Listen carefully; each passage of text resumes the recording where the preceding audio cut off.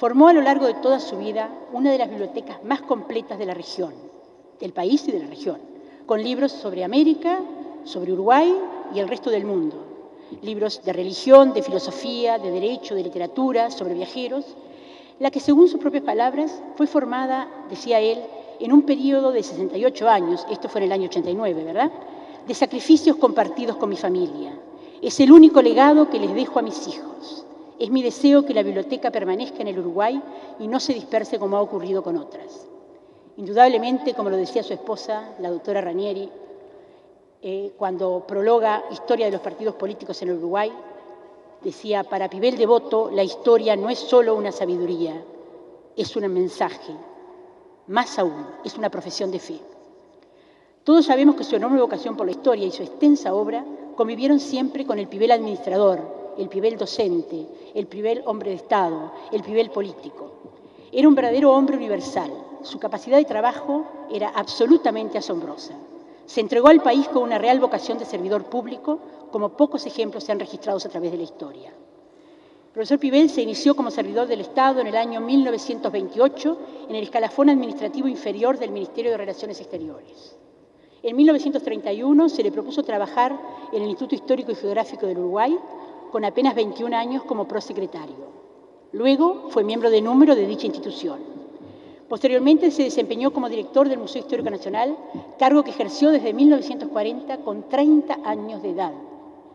Es interesante recordar, y yo diría muy importante, que los principales historiadores y personalidades de aquel momento, como Felipe Ferreiro, como Rafael Schiaffino, como Daniel García Acevedo, como Mario Falcao Pater, como Juan Buenaventura Caviglia, se pusieron de acuerdo para elevar al entonces presidente de la República, que era el general arquitecto Alfredo Valdomir, la petición de que designara al profesor Pibel como director del Museo Histórico Nacional. Fue así director hasta 1982, en que, al igual que en la enseñanza, fue destituido por la dictadura, lo que se hizo, como todos ustedes saben, por medio de una disposición legal, que era la edad, pero obviamente que con Pibel Devoto no se aplicaba esa disposición. Era inviable que se aplicara, pero sin embargo así fue. A comienzos de los años 40 trasladó al museo del viejo edificio de la calle Colonia y Minas a la casa de General Rivera, incorporándole luego 8 casas históricas más que hoy conforman el complejo museístico Museo Histórico Nacional.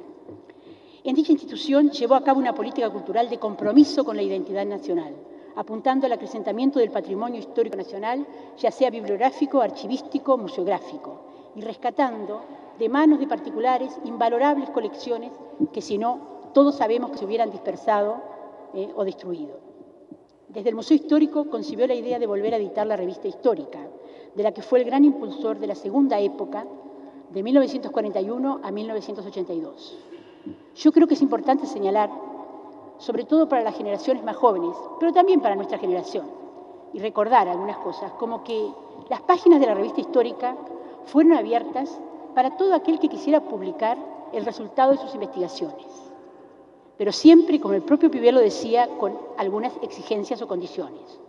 Una rigurosa autenticidad de la información documental, objetividad en el desarrollo de la investigación histórica, sobre todo en lo que se refiere a las influencias partidarias y la correcta exposición del tema. Paralelamente trabajó en el Archivo Artigas, bajo cuya dirección se publicaron 29 tomos. Creó la colección Clásicos Uruguayos de la Biblioteca Artigas. Simultáneamente, a fines de los años 60 y comienzo de la década del 70, fue encargado de despacho del Archivo General de la Nación, donde dirigió la reestructura del mismo y editó los fondos documentales, además de hacer una encomiable tarea de organización y clasificación de los repositorios allí existentes. Integró innumerables comisiones de homenaje, entre las que se encuentra la Comisión de Homenaje del Centenario de la Muerte de Artigas, en 1950. Fue miembro del Consejo Departamental de Montevideo entre el año 55 y 59 del siglo XX. Posteriormente, presidente del SODRE entre los años 59 y 63. Más adelante, ministro de Instrucción Pública y Previsión Social entre el 63 y 67, a la vez que ocupó interinamente los cargos de ministro de Relaciones Exteriores y de Industria y Trabajo en ese mismo periodo. Integró la CIDE, la Comisión Interdisciplinaria de Desarrollo Económico, también en los mismos años que fue ministro de Instrucción, periodo en el que se dio a conocer el famoso informe sobre el estado de la educación en Uruguay, que, como todos ustedes saben, tiene hoy enorme vigencia. Tomó parte de misiones oficiales reservadas ante los gobiernos de Paraguay y Cuba en 1960. Fue delegado de Uruguay ante UNESCO entre 1960 y 1969. Impulsor y redactor de la Ley 14.040 del año 71, que creó la Comisión del Patrimonio Histórico, Artístico y Cultural de la Nación. Tengo entendido que en ese momento el doctor Sanguinetti era el ministro de Cultura, ¿verdad?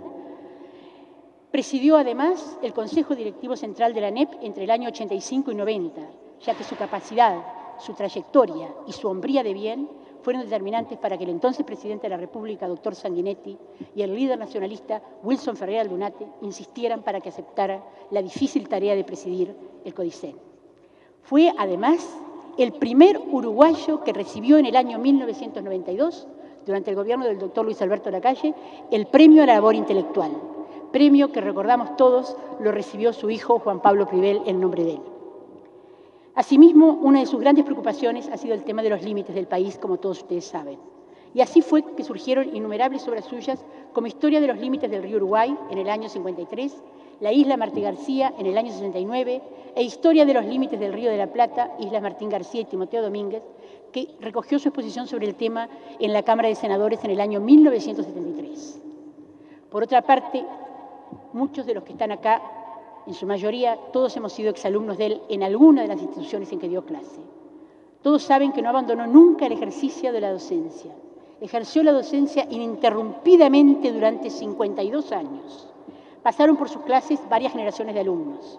En el Instituto de Profesores Artigas, en el Instituto José Valle Ordóñez, preparatorios de Derecho, el Instituto Alfredo Vázquez Acevedo, la Escuela Militar, el Instituto de Estudios Superiores, cursos de verano de la Universidad de la República, cursos de perfeccionamiento docente de OEA en el IPA y en liceos públicos y privados.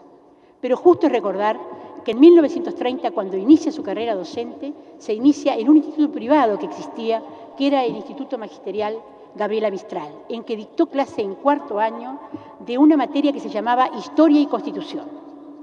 Además de ejercer la docencia formal durante más de 5 décadas, para nosotros y para muchos de ustedes, ejerció siempre el magisterio, otro magisterio, ya sea desde la dirección del Museo Histórico Nacional o cualquier otro lugar donde se encontrara.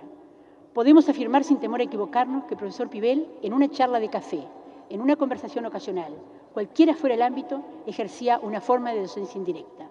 Fue un gran, pero un gran conversador, que mantuvo la tradición oral como uno de los placeres realmente más disfrutables del ser humano. Y vaya si era un privilegio deleitarse con sus anécdotas, o con sus finas y agudas reflexiones.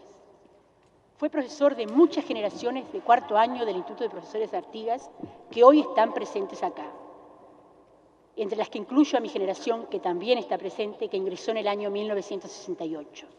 En aquella época, entre el 68 y el 72, que cursamos el instituto, lo veíamos como un hombre cercano a los 60 años, o con 60 años, con sobre todo gris, corbata negra y sombrero gris, con una mirada profunda, inteligente y vivaz, que siempre era por encima de los cristales de sus anteojos.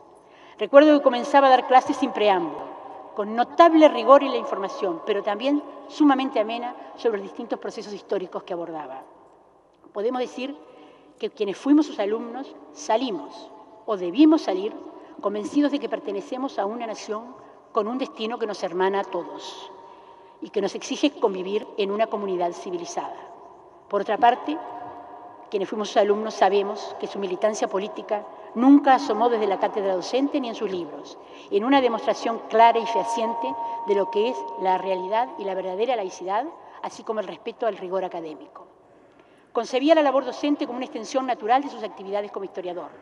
Tal es así que Privel relataba, entre otras y variadísimas experiencias, que cuando comenzó la docencia, el programa de Historia Nacional incluía la misión Nicolás Herrera a Río de Janeiro.